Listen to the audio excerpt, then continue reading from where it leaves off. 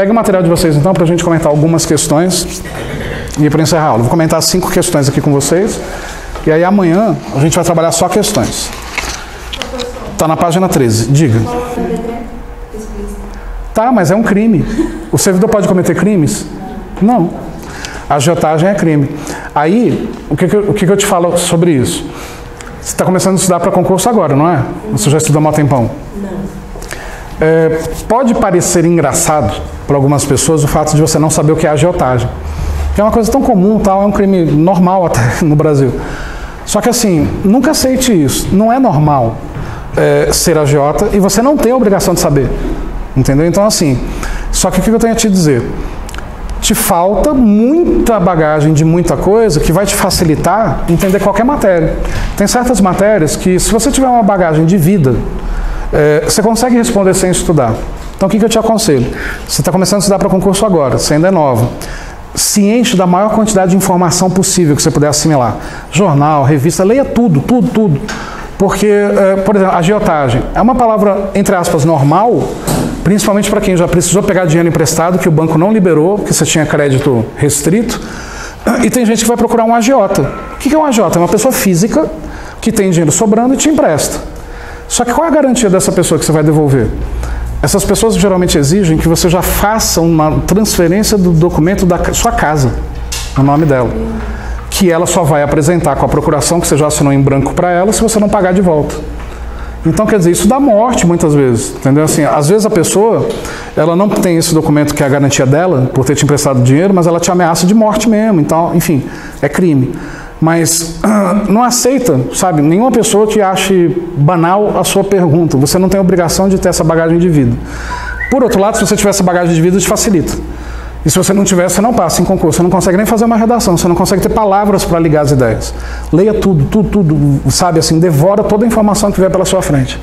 Acelera essa busca de bagagem de vida que você já deveria ter. Qual que é a tua idade? Desculpa a pergunta. Não, não deveria ter ainda não. Não deveria ter mesmo não, mas deveria ter alguma sim. Por exemplo, eu tenho um aluno no Alub lá da Asa Norte, um moleque tem 16, o Alan. Meu primo. É, teu primo? Teu primo, cara, que aluno massa, entendeu? Assim, porque o cara não sabe nada da vida, mas ele lê tanto, ele estuda tanto. Eu fiz um simuladinho encerrando lá, eu dei gestão de pessoas, terminei antes de ontem. Eu fiz um simuladinho lá, com 100 questões, o cara errou 20 só. Nunca estudou para concurso na vida, tem só 16 anos. Mas é porque, cara, o dia inteiro ele não trabalha, nunca trabalhou na vida. Imagina eu falar de gestão de pessoas, que eu estou dando exemplos de coisas que ocorrem no ambiente de trabalho, o cara nunca viveu nada do que eu expliquei. Mas o cara lê. Aquele moleque vai ser servidor rapidinho. Ele vai passar por uma frustração logo, dele passar e não poder assumir porque tem 16 anos. Mas dentro com mandato, é melhor essa frustração do que de nunca passar, né? E aí, mandato cabe mandato de segurança, cabe tudo isso. Vai ter que ter um bom advogado. Hoje em dia até tentar na UNB já tá difícil. Não, mas com um bom advogado ele consegue. Ainda mais se levar isso para a mídia. Se levar para a opinião pública fica toda a favor dele. Então, ele é muito bom, cara. Tanto é que eu lembro do nome dele. É difícil eu lembrar o nome de alguém. Foi a primeira? Eu achei que ele tinha assistido outros. Pô, se ele for do jeito que ele foi na minha matéria, do jeito que ele foi comigo, for com as outras, cara, rapidinho. Eu não dou um ano para ele passar em concurso. Mas vamos lá nada. Terminei, né? Não, praticar agiotagem.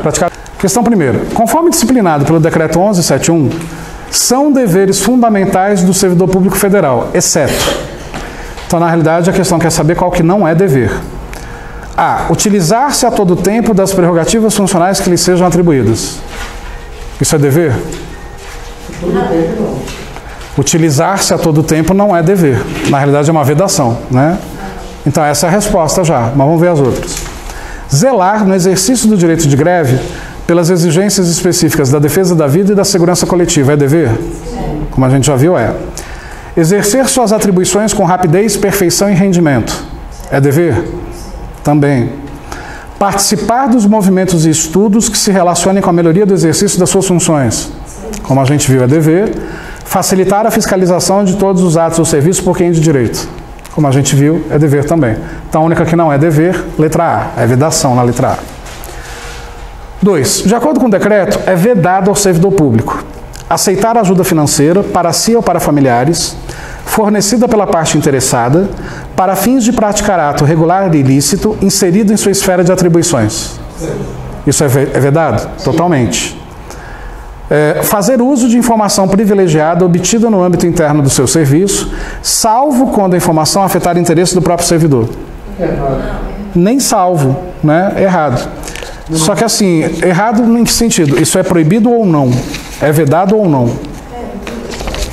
Ó, fazer uso de informação privilegiada é vedado. Salvo quando a informação afetar o interesse do próprio servidor. Não existe o salvo no texto. Então isso não é vedação. A conduta é proibida, mas isso não é vedação de acordo com o decreto, porque não está com as palavras do decreto. Pegadinha. 3. Utilizar para fins particulares os serviços de servidor público subordinado. É proibido? Totalmente proibido. Você está desviando do servidor para interesse particular. 4. Utilizar-se da influência do cargo para obter emprego para um parente próximo. É proibido? Totalmente proibido. Procrastinar a decisão a ser proferida em processo da sua competência porque tem antipatia pela parte interessada. Também é proibido. Então, de todas essas, qual é a única que não é? A 2. Mas não é porque o que está escrito na 2 não é proibido. É também. Só que não está de acordo com o decreto. E o enunciado diz, de acordo com o decreto. Então, olha a sacanagem da banca. Porque a maioria responde a letra A como gabarito. Todas são proibições. Mas de acordo com o decreto, a 2 não é. Então, a resposta correta, 1, 3, 4 e 5, letra C. 3. De acordo com o Código de Ética Profissional do Servidor Público Civil do Poder Executivo Federal, primeiro, a ética no serviço público exige do servidor uma conduta não apenas de acordo com a lei, mas também com os valores de justiça e honestidade. Errado? Não sei. Certinho. Tem que seguir a lei, tem que ter justiça, tem que ter honestidade. Probo, lembra? 2. O servidor não pode omitir a verdade, ainda que contrário aos interesses da administração. Ele não pode mesmo que aquilo seja contrário aos interesses da administração. Correto. A publicidade de qualquer ato administrativo constitui requisito de eficácia e moralidade, salvo nos casos em que a lei estabelecer o sigilo. Perfeito. E quais são os casos que a lei estabelece sigilo? Investigação policial, interesse maior do Estado e segurança da nação. Correto. 4. As longas filas que se formam nas repartições públicas não podem ser qualificadas como causadores de dano moral aos usuários dos serviços públicos, porque não decorrem de culpa do servidor, mas sim da administração. Segundo o Código de Ética, se tem fila, a culpa é de quem? Servidor. 5. Para consolidar a moralidade do ato administrativo, é necessário que haja equilíbrio entre a legalidade e a finalidade na conduta do servidor. Está com as mesmas palavras do decreto, questão correta. Qual foi a sequência, então, que fica correta? 1, 2, 3 e 5, letra B de bola. 4. De acordo com o decreto, são deveres éticos do servidor público. Primeiro, tratar cuidadosamente os usuários dos serviços públicos. Dever ético. Ser assíduo e frequente. Prolixo, mas correto. Abster-se de exercer as prerrogativas da sua função com finalidade estranha ao interesse público.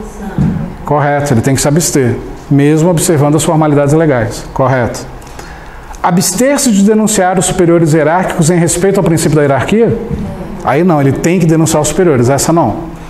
E 5, apresentar-se ao trabalho com vestimentas adequadas ao exercício da função. Certo. Correto. Só a 4 que está errado, então 1, 2, 3 e 5, letra C. E a nossa última de hoje. De acordo com o decreto, é vedado ao servidor. Primeiro, praticar agiotagem é proibido? Imagina, né? Posso ser agiota numa boa, né? É contra a lei, gente. Agiota é crime. Não sabia, não? Eu não sei nem o que é. Ah, então como é que você responde? Agiota é aquele cara que te empresta dinheiro a juros e que se você não paga, ele te mata. Resumindo, né? Super ético, assim. Tipo um banco que faz essa mesma coisa. A diferença é que o banco é um agiota legalizado, né? E ele não te mata a mão armada, ele te mata de fome, ele te mata de depressão, enfim. Oi? Agiotagem, obviamente, proibido. Retardar indevidamente decisão da sua competência porque é interessado ao seu desafeto. É proibido? Totalmente. Valer-se do prestígio do cargo para obter emprego para um familiar. É proibido? Nepotismo, totalmente. Deixar de utilizar os avanços técnicos e científicos ao seu alcance ou do seu conhecimento para atendimento do seu mister funcional. É proibido? O exemplo dos computadores, é proibido. E receber vantagem de qualquer espécie para a prática de atos da sua competência. Também é proibido. Todas são proibidas, letra A. Beleza, galera? Mas diga. É vedado deixar de utilizar. É proibido deixar de utilizar o que é mais avançado. Entendeu? Ficou confuso, né? Podia ser melhor redigido. Vamos lá, então. Então, nesse simular de ética, vamos lá, primeira questão. A ética no serviço público deve estar sempre diretamente relacionada aos princípios, aos direitos, às garantias fundamentais e às regras constitucionais da administração pública? Certo ou errado? Questão correta, né? A gente viu que tem 5 princípios constitucionais que norteiam a redação dos códigos de ética, que é o LIMP, né? Legalidade, impessoalidade, moralidade, publicidade e eficiência. Então, obviamente, que a banca ela pode correlacionar com termos constitucionais, né? Como falou, direitos, garantias fundamentais, princípios, que são inclusive os principais capítulos ou artigos da Constituição que cai lá no direito constitucional em qualquer prova. Então, nesse caso, questão correta. 2. Na administração pública, mecanismos de controle interno e externo, de responsabilização disciplinar e de adequada capacitação profissional e funcional são fatores que não influenciam os padrões éticos dos servidores públicos. Totalmente errado, né?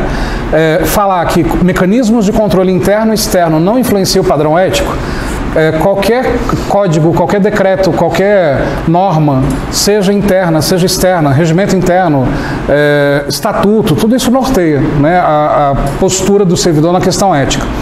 Aí falar responsabilização disciplinar. Poxa, o código de ética nada mais é do que um código de responsabilização, né? Adequada capacitação profissional. Se você não estiver capacitado adequadamente, provavelmente você vai cometer alguma postura antiética, né? E funcional. Então, questão totalmente errada. Tudo isso está ligado aos padrões éticos, né, que é desejado que o servidor tenha. Então, questão errada. Próximo. Uma vez que o comportamento real dos seres humanos é afetado por considerações éticas e influenciar a conduta humana é um aspecto central da ética, deve-se admitir que as concepções de bem-estar têm algum impacto sobre o comportamento real e, em consequência, devem ser importantes para a ética da logística moderna. Vocês devem ter estranhado a palavra logística aí. Tendo o texto acima por referência inicial e considerando a ética no serviço público, julgue os itens. Porque logística lembra administração de materiais, né, que a gente até vai ver semana que vem.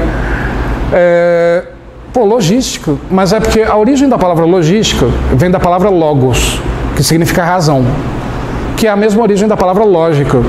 Então, eu não sei se aqui foi uma confusão de quem elaborou a questão, era para ter escrito lógica e ficou logística, ou se logística poderia ser um sinônimo de lógica, e não logística, movimentação de material. De qualquer forma, isso não faz perder o sentido do enunciado, mesmo porque esse é só o texto motivador, né? A questão começa agora. E aí, geralmente, gente, quando um texto motivador estiver errado, ele está sempre certo, né? Porque você tem que julgar a questão, de acordo com o texto. Vamos lá, questão 3. O exercício de cargo público deve ser pautado na verdade dos fatos. Até aí, correto. O servidor público não deve omitir a verdade, a menos que ela seja contrária a interesses da administração pública. Totalmente errado. Ele não pode omitir a verdade e nem contrária aos interesses da administração pública. A verdade em primeiro lugar. Percebe que aí o CESP tentou confundir o candidato, colocando como se fosse uma exceção. Não é uma exceção, é uma confirmação, né? Então, mesmo que contrário aos interesses da administração pública, a verdade em primeiro lugar. Está lá nos deveres do Código de Ética. Questão errada. 4. O trabalho executado por servidor público junto à comunidade é entendido como parte integrante do seu próprio bem-estar, visto que, como cidadão, o servidor que apresenta conduta ética terá o êxito do seu trabalho convertido em bem-estar da sociedade da qual faz parte, copiado ao pé da letra do Código de Ética, sem mudar uma palavra, né? Então, nesse caso, questão correta. É aquela regra deontológica que faz o servidor lembrar que ele continua sendo cidadão e que ele paga impostos e que o trabalho dele bem feito honra o imposto que ele mesmo paga, né? Então, questão correta. 5. A função pública é considerada exercício profissional.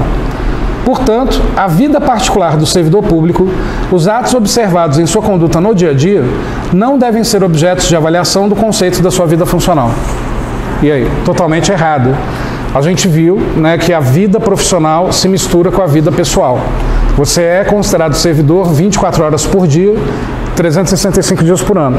Claro que você tem uma vida fora do serviço público, você pode ter outro emprego, como a gente já viu na aula teórica. Mas eu sou mais servidor do que qualquer outra coisa. E a minha vida pessoal se mistura com a vida profissional. Mas para isso não precisa nem ser servidor. Qualquer pessoa, a vida profissional se mistura com a pessoal.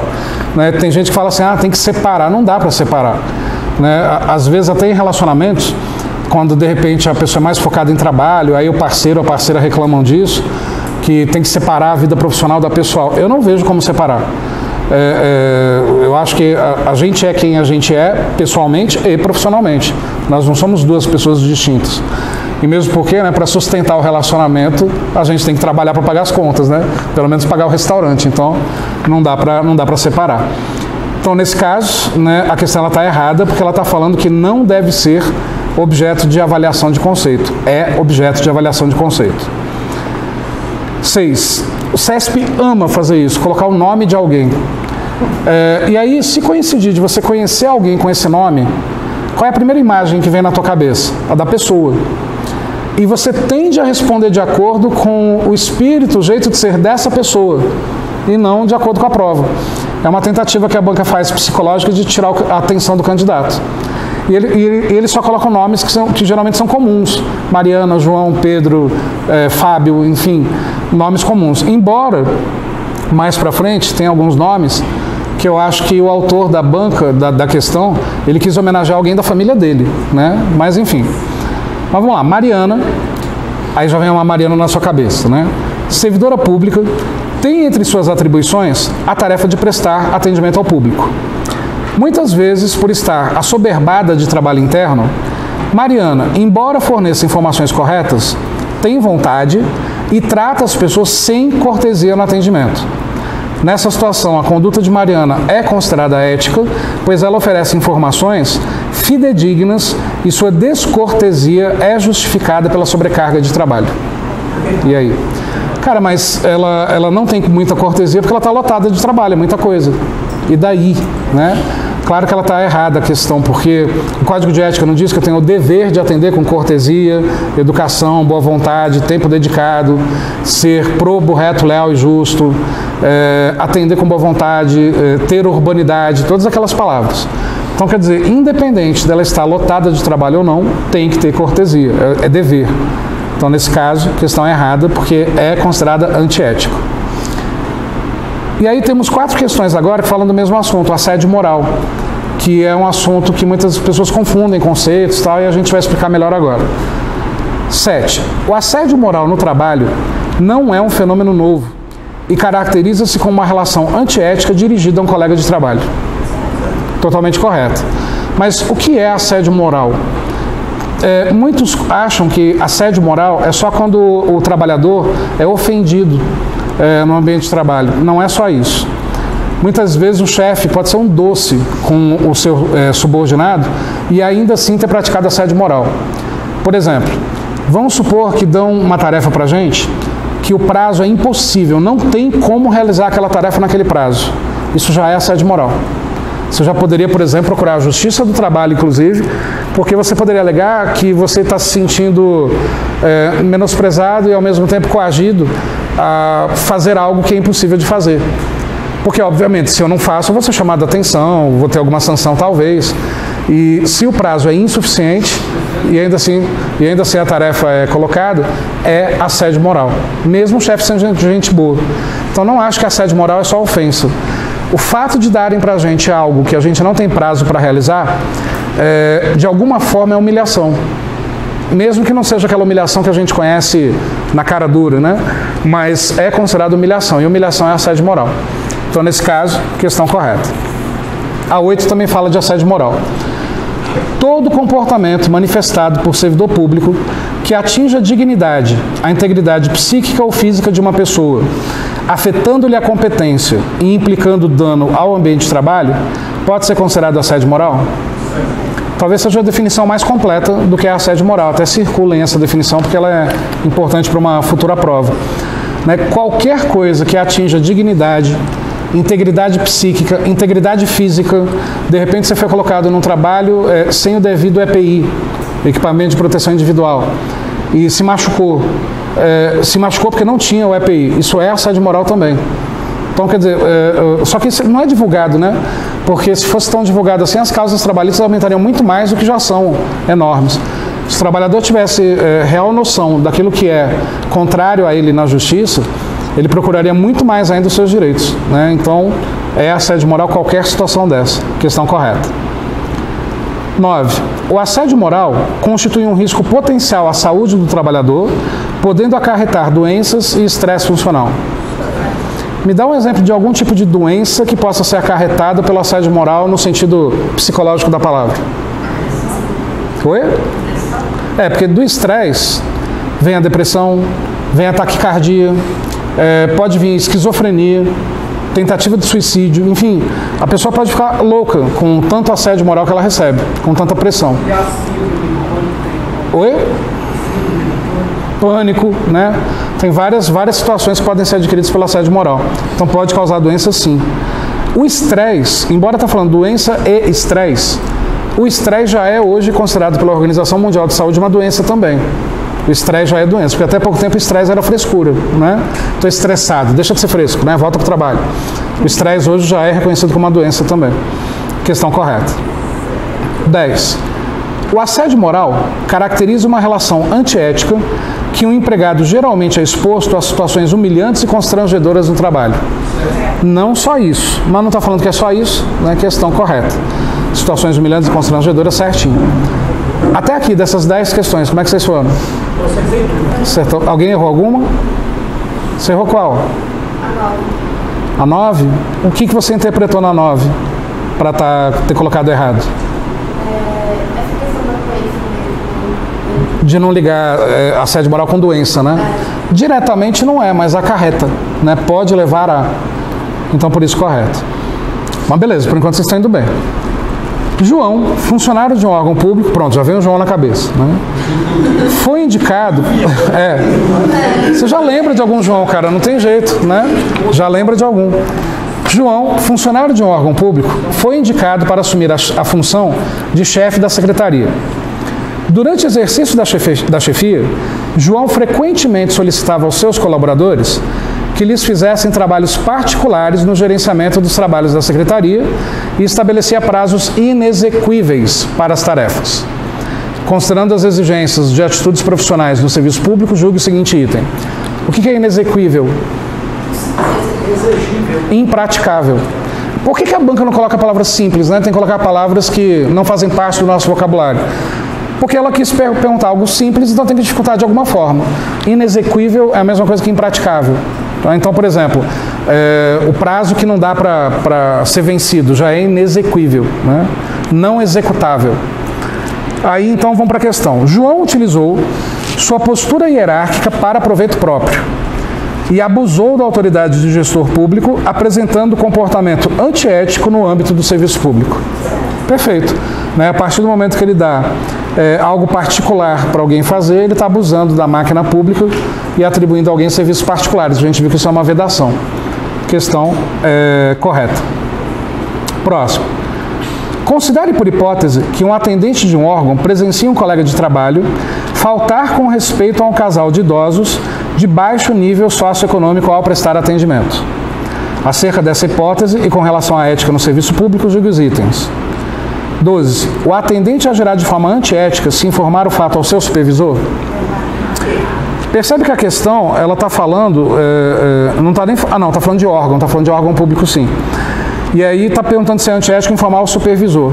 A gente vê no Código de Ética. Quem é a primeira pessoa que tem que ser comunicado? O chefe imediato. E exigir dele providências cabíveis. Vamos considerar que o supervisor aqui é o chefe imediato, né, dessa pessoa que viu o casal de idosos ser mal atendido. Agora, se não falasse de um órgão e sim de uma organização, aí está generalizando organização pública ou privada. A questão continuaria errada? Continuaria antiético informar o fato ao supervisor? Continuaria. Eu tenho que informar o fato, mas não necessariamente ao supervisor. Na iniciativa privada não tem essa regra, que eu tenho que informar o chefe imediato.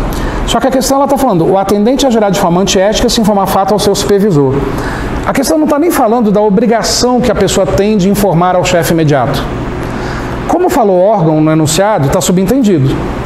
Mas se fosse organização e não órgão, ainda assim a questão continuaria errada, porque não seria antiético, mesmo que eu não tenha essa ordem, mesmo que isso não exista num decreto para iniciativa privada, não seria antiético informar o fato que aconteceu ao meu chefe. Seria ético, então continuaria errado. Agora, se uma outra questão vier a cair em prova, falando da obrigatoriedade de, na iniciativa privada, comunicar o fato ao seu chefe imediato, aí a questão está errada. Essa obrigação lá não existe, é só nos órgãos públicos, beleza? Então é errada mesmo. 13. Os idosos poderiam pleitear que o funcionário que desrespeitou seja responsabilizado pelo seu comportamento, podendo mesmo vir a sofrer punição no trabalho?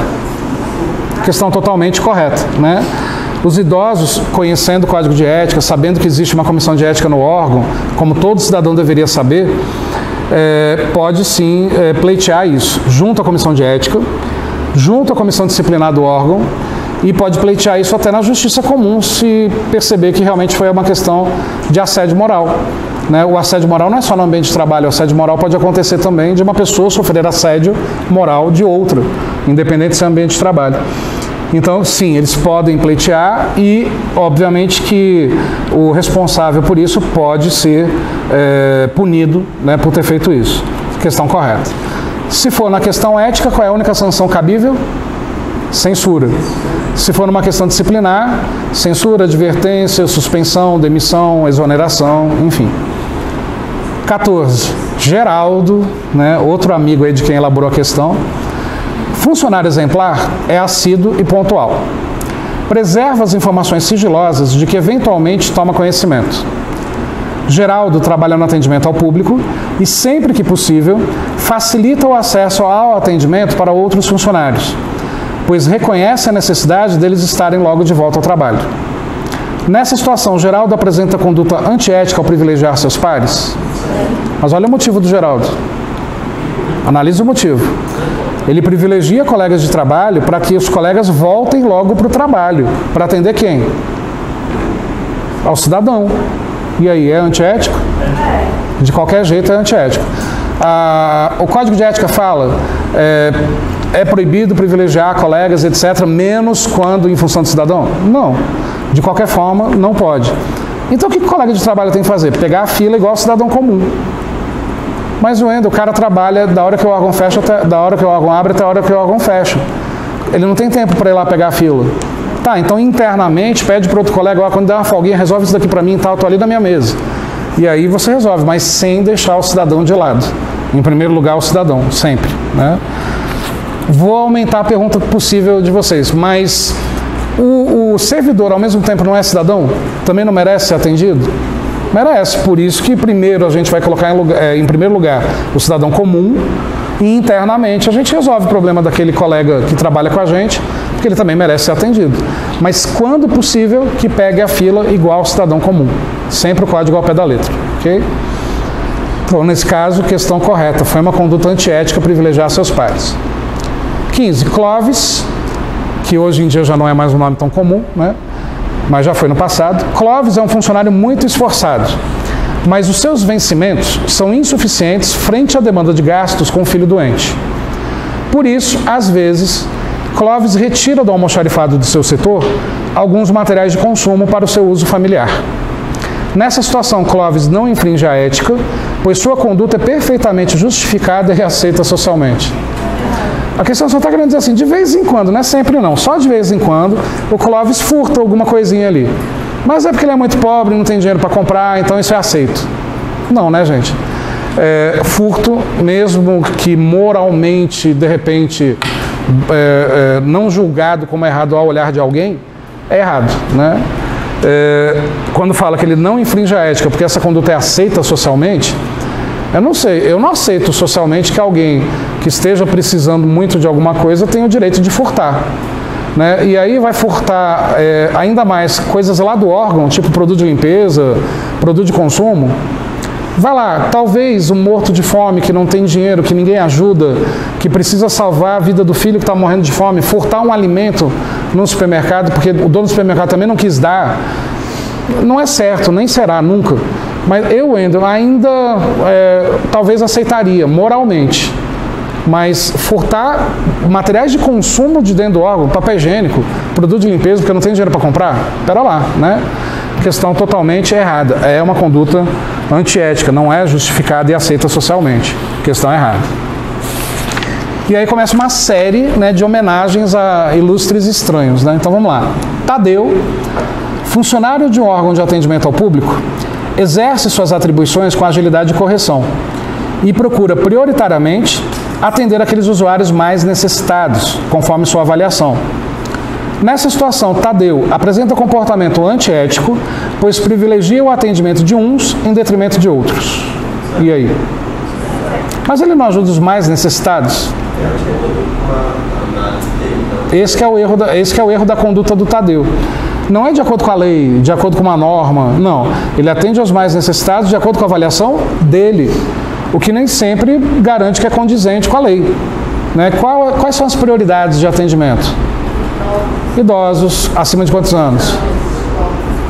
65, grávidas, pessoas com crianças de colo e não crianças no colo, né? Vocês já perceberam que o brasileiro aluga criança para fila? Cara, tem isso. Tem.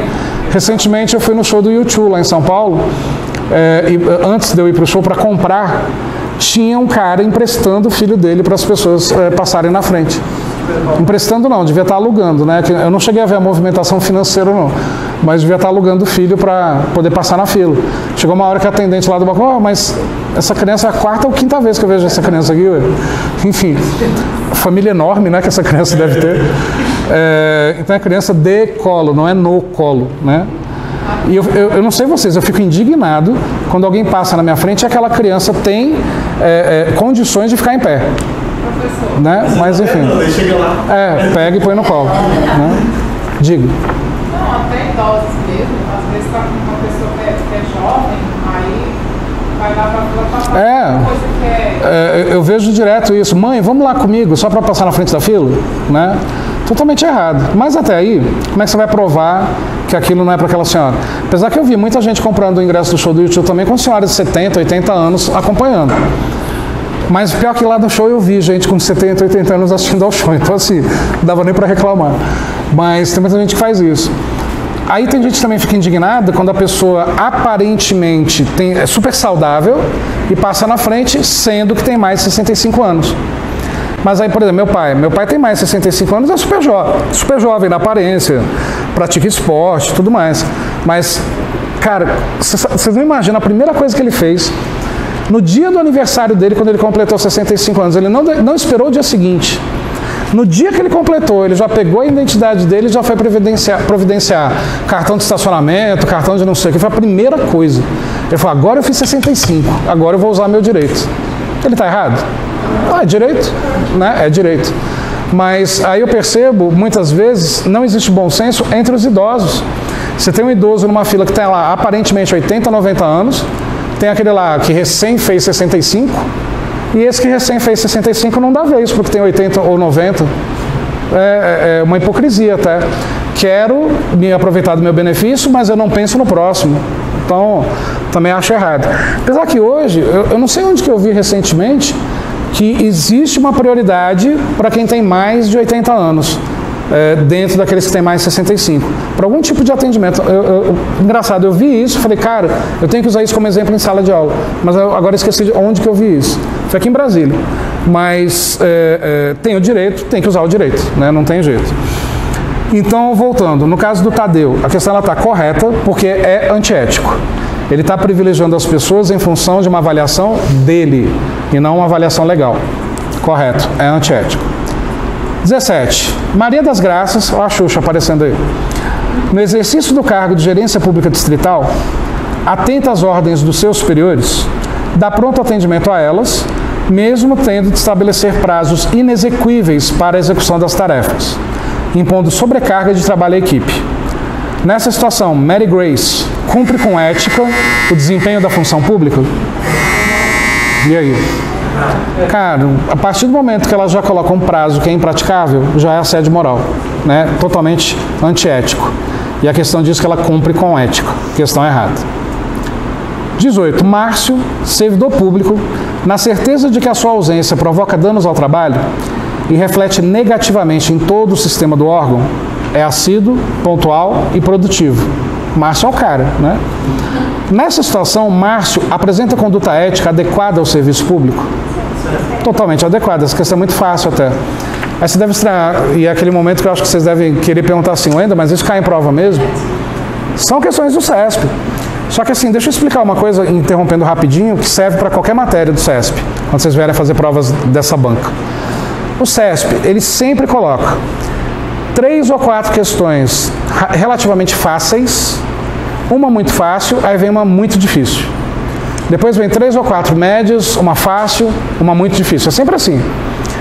Você concorda que quando você pega uma série de questões fáceis, tua autoestima se eleva. Aí você começa, correto, errado, correto, errado. E a tua autoestima, pô, eu tô foda, ó, tô conseguindo acertar tudo. Quando vem aquela difícil, você está nesse embalo, você está nessa empolgação. Você não percebe que ela é difícil. Você vê na empolgação, correto, e continua. Aí você sai da prova com aquela sensação, a vaga é minha. Né? Quem nunca saiu de uma prova com essa sensação, alguma vez na vida? A vaga é minha. E quando foi pegar o resultado, nem classificado foi. Isso já aconteceu várias vezes comigo no começo, quando eu comecei a fazer provas de concurso. Eu sempre fiz para o cargo de administrador. Aí eu saía da prova, pô, vaga é minha, prova muito fácil. Primeira prova que eu fiz na vida, pô, prova ridícula de fácil. Quando eu cheguei a ver o resultado, nem classificado eu fui, e detalhe, eu errei as questões de administração, que eu dou aula. E aí eu falei, meu Deus, eu estou ensinando tudo errado em sala de aula, né? Não é que eu estava ensinando errado, eu estava respondendo com um olhar de administrador, olhar prático. E eu tenho que responder de acordo com a teoria ou com a prática? Com a teoria. Aí que eu fui pegando a manha, para poder também trazer essas malícias para vocês. Então assim, o que eu recomendo? Vai fazer uma prova do CESP? Fez uma questão, beleza, colocou certo, errado ali com certeza, olha para cima, respira fundo e olha para a próxima. Como se você estivesse começando a prova do zero novamente. Porque aí você quebra essa empolgação. Essa empolgação te detona. Porque uma errada anula uma certa. Então, quer dizer, aí você normalmente errou mais alguma outra, daquelas que estavam fáceis. Você não errou só a difícil. Era uma série de 5, você errou 2. E uma você deixou em branco. Essas 2 que você errou, anulou as 2 que você acertou, a que você deixou em branco não fez nada, saldo 0, das 5 questões. Só que você sai da prova, essas 5 questões estavam fáceis, e saldo 0. Então, quer dizer, muito cuidado, sabe? Respira fundo primeiro, faz a próxima questão. Respira fundo, faz a próxima. Para quem faz provas há algum tempo, não chega depois de meia hora de aula, parece que tem alguém sentado aqui na sua nuca, começa a doer. Você começa a sentir uma dor aqui, dor de cabeça, vem subindo e tal. Você sente dor que você nunca sentiu na vida quando você está fazendo uma prova, né? A unha encravada que você nunca nem teve, o calo que você nem tem, está doendo, enfim. Aí é aquele momento que você pede o quê? Depois de um tempo, pro fiscal, licença para poder ir ao banheiro. Você nem está com vontade de ir ao banheiro, você faz isso para dar uma esticada. Gente, você quebrou todo o ritmo. Quebrou todo o ritmo. Aí quando você voltar, você está mais perdido que segue de tiroteio, já passou uns 5 a 10 minutos e o tempo está apertando. Você tem total condição de fazer uma prova sem ir ao banheiro, desde que você tenha ido ao banheiro minutos antes de começar a prova. A não ser que você esteja com diarreia, né, você tem algum problema nos rins, aí beleza. Mas uma pessoa em condições normais não vai precisar ir ao banheiro durante o tempo de prova, tendo ido ao banheiro minutos que antecedessem a prova. A vontade de ir ao banheiro muitas vezes é nervoso. É o teu corpo reagindo. Não ainda, mas dá vontade de fazer xixi mesmo. É nervoso. Claro, o xixi está lá dentro, então reconheço. Mas a tua bexiga funcionou melhor, teus rins funcionaram melhor ou pior pelo teu estado nervoso. Então, quer dizer, o que vai te dar segurança para você não ir nervoso a uma prova? Ter estudado. Quem estuda não está nervoso. O problema é que vocês estudam errado. É muito melhor estudar por questões. 50 a 100 questões por dia, eu insisto nisso. Quando vocês começarem a fazer isso. Oi? Tem gente que estudou, sabe tudo. Vem dar branco. E na hora da prova dá aquele blackout. Claro, a pressão que você tem na sua cabeça, eu preciso gabaritar, eu preciso acertar, essa vaga tem que ser minha, eu estou desempregado, eu preciso disso, vem a pressão. Minha família me pressionando o tempo todo, eu tenho que mostrar que eu tenho que passar, entendeu? Não pode ir assim, não, desse jeito. Não. E como se tivesse no, sei lá, uma diversão. Sim. Mas ninguém vai com esse espírito, a maioria não vai. E aí eu falo que talvez um coaching pode ser importante para uma pessoa assim. Mas você tem que tomar muito cuidado também, porque tem um monte explorando só no mercado, é só para te explorar. Então, quer dizer, é difícil também você ter uma orientação adequada. Independente disso, a melhor dica que eu posso dar para vocês, insistentemente, 50 a 100 questões por dia. Você começa a perceber as pegadinhas, você começa a perceber as palavras-chave. Por exemplo, inexequível. Não é uma palavra que a gente fala no dia a dia. Eu tenho certeza que tem gente que ao ler essa questão a primeira vez, não sabia o significado dela. Então você começa a se acostumar com isso. Pode ver que a segunda questão que eu selecionei do CESP tem a palavra inexequível. E tem outras. Procrastinação, prescinde, indefere ou defere, de encontro ou ao encontro. Entendeu? Você vai se acostumando com isso. Mas vamos lá. Essa da Maria das Graças, essa do Márcio, então ela está correta. É uma conduta ética do Márcio, que é mais ético que isso, impossível. 19. Chico, no exercício de cargo público, presenciou fraude praticada por seu chefe imediato no ambiente organizacional. Nessa situação, por ter consciência de que seu trabalho é regido por princípios éticos, Chico agiu corretamente ao delatar seu chefe aos superiores? Por quê? Ó, ele presenciou fraude praticada por seu chefe imediato. Você colocou errado porque eu até falei na aula que se é o meu chefe que está fazendo algo errado, eu tenho que ir direto para a comissão de ética. Foi por isso que você colocou errado, não foi? Eu posso dizer que a culpa foi minha. Você ter errado a questão não foi culpa sua, foi minha. Por outro lado, agora eu vou jogar a culpa em você. Eu tive culpa de falar. Quando é o chefe que está fazendo algo errado, denuncie direto para a comissão de ética. Eu não falei errado, é isso que você tem que fazer. Só que a questão não está falando, olha, em primeiro lugar, denunciar fulano. A questão está perguntando simples e claro. Chico agiu corretamente ao delatar seu chefe aos superiores? Agiu. Ele pode ter delatado para a comissão de ética e também aos superiores. Entende? A questão não está restritiva somente aos superiores. Age corretamente alguém que vê alguém fazendo algo errado e delata isso para o chefe dessa pessoa? Age corretamente. Percebe que a questão não fala ao olhar do decreto 1171, de acordo com o decreto, não. Age corretamente o Chico que delatou para os superiores, o seu chefe? Age.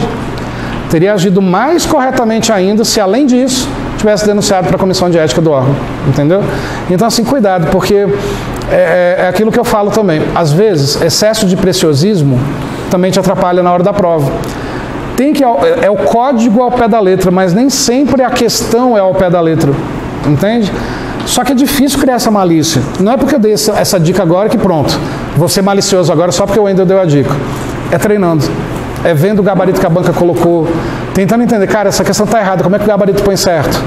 Mas vamos ver se tem uma outra visão que poderia encaixar para justificar o correto. E isso você só pega fazendo questões todo dia, não tem jeito. Então, nesse caso, a questão é correta. Ele age corretamente em delatar os superiores. Deve ter delatado também para a comissão de ética. Outra, Adriana, questão 20. Competente nos aspectos técnicos e comportamentais, frequentemente utiliza as prerrogativas do seu cargo público em razão de interesses pessoais. Nessa situação, Adriana faz uso dos direitos do funcionalismo público e age corretamente? Totalmente errado. A gente viu que é proibido ao servidor se aproveitar de informações privilegiadas, se aproveitar da máquina pública em benefício próprio, usar qualquer artifício em seu próprio benefício. Totalmente errado. E aí, no caso, a conduta dela não é ética, né? Por isso a questão é errada. 21. Hélio é servidor público do setor de atendimento de um tribunal judiciário. Ele tem muitos afazeres e, por isso, deixa os clientes à espera de atendimento enquanto resolve os problemas internos do setor. Nessa situação, o comportamento de Hélio caracteriza atitude contrária à ética no serviço público? Olha o que o Hélio faz. Está cheio de trabalho interno, então ele deixa o cidadão esperando um pouco porque tem trabalho interno para resolver. Lembra aquele exemplo que eu dei em sala de aula? Entre o trabalho interno, que é importante também, e o cidadão, quem está em primeiro lugar? Cidadão. Então, quer dizer, deixa o trabalho interno para depois, vá atender o cidadão, se sobrecarrega depois, mas o cidadão sempre em primeiro lugar. Como está dizendo que que o Hélio deixa os clientes à espera de atendimento enquanto resolve o trabalho interno, e a questão afirma que isso é uma atitude contrária à ética, questão correta. 22. o servidor público não pode desprezar o elemento ético da sua conduta. Assim, o servidor tem que decidir entre o legal e o ilegal, o conveniente e o conveniente, o oportuno e o inoportuno, bem como entre o honesto e o desonesto. Analise. Não teve consenso, então vamos chegar a um consenso. Certo ou errado? Essa questão, numa outra escola que eu dou aula, eu coloquei essa questão num simulado. Que foi pedido pela escola, tá? O simulado era premiado e tudo mais. Teve um aluno que teria ficado em terceiro lugar e ganhou a premiação se não tivesse errado essa questão. Ele errou. Aí veio me procurar, né? No WhatsApp. E aí ele colocou assim, não, professor, eu acho que você errou o gabarito e tal, e aí ele justificou. E aí eu dei minha justificativa. O cara ficou indignado, porque a minha justificativa era inaceitável, não sei o que e tal. Ele chegou a me bloquear no WhatsApp. Então, quer dizer, eu ainda argumentando, né? Deixei um áudio explicando detalhes e o cara me bloqueou, né? Olha só, vamos ver se você concorda ou você vai brigar comigo igual ele brigou. Eu vou brigar. Essa questão é correta. Ela é correta. Ninguém vai brigar? Ah, ótimo. Alguém colocou errado, que eu escutei. Qual a tua justificativa para colocar errado? Vamos brigar. O servidor não deve decidir do certo ou errado, tem que ser certo. Ó, aí é que tá.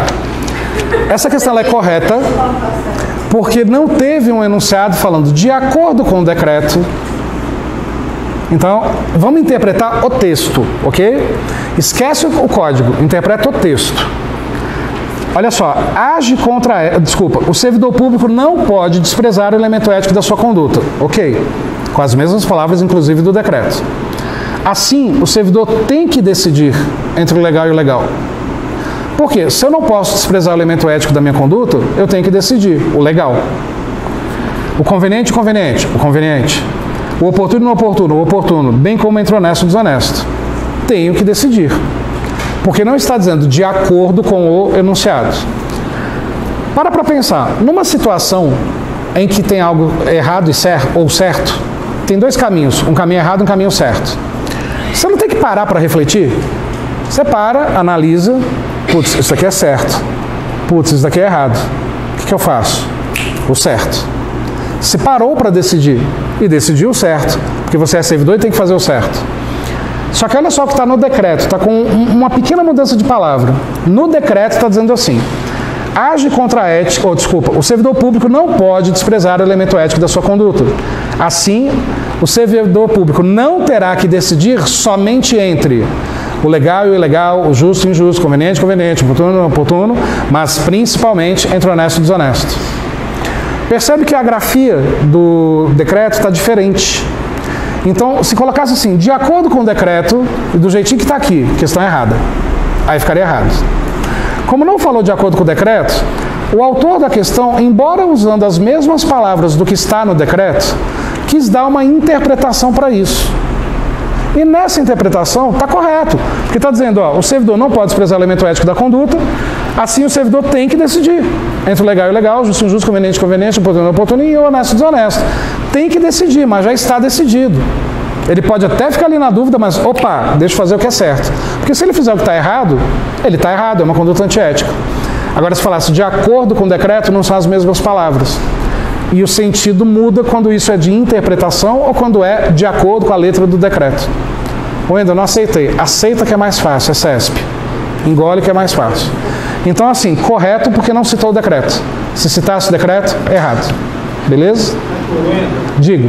Não, de acordo com o decreto, o servidor público ele não tem que decidir, ele tem que decidir o exemplo entre o legal e o ilegal. Ele já tem que escolher o legal. Não é nem escolher, já está escolhido. Eu tenho que fazer o que é legal. Não é nem escolher. Tem essa diferença. Só que sem o olhar do decreto, tu tem que parar e pensar. É certo? É errado? Ih, não. Isso aqui não. Deixa eu fazer o que é certo. Entendeu? O decreto já está escolhido. O decreto já está escolhido. Como não citou o decreto, dá margem. Agora vamos lá.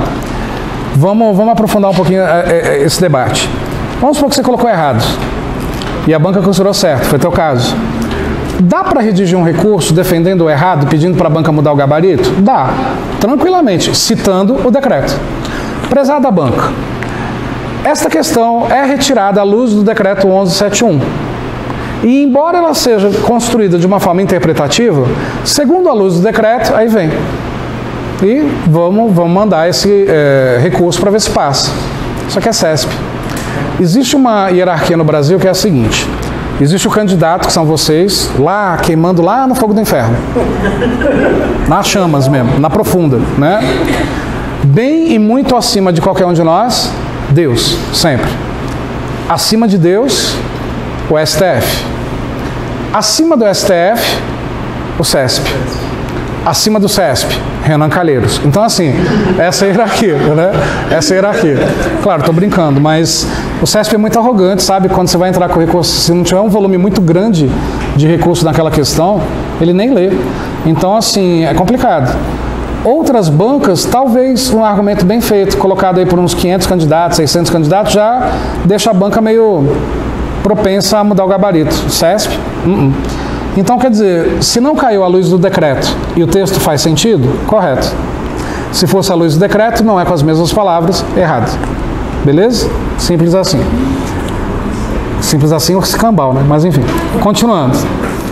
Age contra a ética ou pratica ato de desumanidade o servidor público que deixa, de forma injustificada, uma pessoa à espera de solução, cuja competência é do setor em que exerça suas funções, permitindo a formação de longas filas ou qualquer outra espécie de atraso na prestação do serviço. Está com as mesmas palavras do decreto, embora não cite o decreto, mas está correto. Né? É ato de desumanidade quando a gente deixa alguém esperando uma fila prolongada demais ou uma espera proposital. Questão correta. 24. Uma ética deontológica é aquela construída sobre o princípio do dever. Até mostrei algumas dessas questões em sala. Lembra que deon, em grego, significa dever moral. O dever, propriamente dito, é dever legal. Né? O Código de Ética é dividido em 3 capítulos: regras deontológicas, deveres e vedações. Regra deontológica é um dever moral. Eu tenho que fazer porque tem que ser feito, não porque alguém me obriga.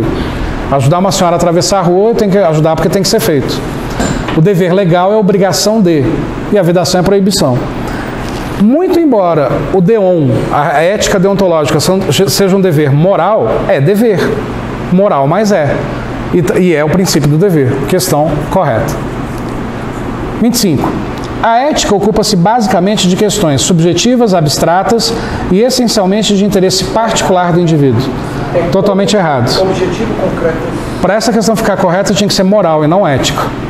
Ó, a ética é subjetiva. Pô, a ética não é a norma, a lei colocada no papel? Então ela é bem objetiva. A ética é abstrata. A ética não vira papel? É palpável, você pega. Não é abstrata, é concreta. E a ética é de interesse particular ou é focada no coletivo? É pro coletivo, a ética é para todos. Agora a moral não. A moral é subjetiva, porque é passado de boca a boca. A moral é abstrata, porque não é concreta, né? É passado de boca a boca. E a moral é particular. Você decide, inclusive, abandonar aquela moral ou não. Questão errada, para ficar correta, tinha que estar moral. Ou questões objetivas, concretas e de interesse coletivo. Também ficaria correto nesse caso. 26. A habilidade de prestar um bom atendimento é atributo inerente a quem presta o serviço, não podendo, portanto, ser adquirido em ações de treinamento. Totalmente errado. Aí é o momento que você deve se perguntar, Wendel, isso é uma questão de ética ou de atendimento? Quando tem atendimento no edital, geralmente tem ética. Quando tem ética, geralmente tem atendimento. Falei errado. Quando tem ética, não necessariamente, geralmente tem atendimento. Mas quando tem atendimento, tem ética. Se tiver as duas matérias no edital, pode correlacionar? Pode, porque, para pensar, o decreto 1171, Código de Ética, nada mais é do que um código de atendimento. Não fala de postura profissional frente ao cidadão? Então, na boa, pode cair questões que nem cite a palavra ética, seja só de atendimento. Mas ao olhar da ética, você vai ter que responder. Então, quando a questão ela coloca, ó, a habilidade de prestar um bom atendimento é atributo inerente a quem presta o serviço. Para algumas pessoas, sim. Não podendo, portanto, ser adquirido em ações de treinamento. Claro que pode. Tem gente que odeia vender, que odeia atender e aprende. Tem gente que nasceu para isso. Mas pode ser aprendido sim. Questão errada. Outra de atendimento, ó, 27. Quando a organização tem credibilidade no mercado, sua imagem independe da qualidade do atendimento prestado por seus empregados. Totalmente errado. Uma empresa que tem uma boa imagem no mercado, se o atendente for ruim, essa imagem se deteriora. Então, quer dizer, a imagem da instituição depende do atendimento da pessoa que trabalha com atendimento. No caso do órgão público, depende totalmente do servidor. E talvez tenhamos imagens negativas sobre vários órgãos públicos, nem tanto por falta de estrutura, falta de verba, desleixo do próprio governo, mas talvez tenhamos tanta aversão assim por causa do perfil do atendente, que sempre nos atende. Então, nesse caso, a questão ela está o quê? Errada, porque está falando que independe, depende. 28. A qualidade do atendimento ao público fundamenta-se na prestação da informação correta, na cortesia do atendimento, na brevidade da resposta e no ambiente adequado para a realização desse atendimento. Totalmente correto. E se você perceber bem, embora eu não tenha citado, tudo isso está no Código de Ética. Quer ver? Ó, prestação da informação correta. O Código não diz a verdade em primeiro lugar? Beleza, coincidiu com o Código. Cortesia do atendimento. O Código não diz que o servidor tem o dever de atender com cortesia? O que é cortesia mesmo? É a soma do que com o quê? Empatia mais simpatia. Brevidade da resposta. Não enrolar, não protelar, não empurrar com a barriga, não procrastinar. Está lá no Código. Mas também não é uma resposta tão breve a ponto de gerar pressa, né? E ambiente adequado. Ambiente adequado, obviamente que o Código de Ética não fala sobre isso, porque o Código de Ética é para o servidor, não é para o órgão. Mas, gente, qualquer ambiente que vai receber o público tem que ser adequado para isso. Cadeiras, água, banheiro, o mínimo de conforto na temperatura do ambiente, enfim. Então, é uma questão totalmente correta. Você tinha colocado errado nessa? Aonde você considerou errado? Você interpretou isso como pressa? Não, dá uma resposta breve, não necessariamente apressada. Pode parecer também, mas é o que eu falei, excesso de preciosismo, entendeu? Questão correta mesmo.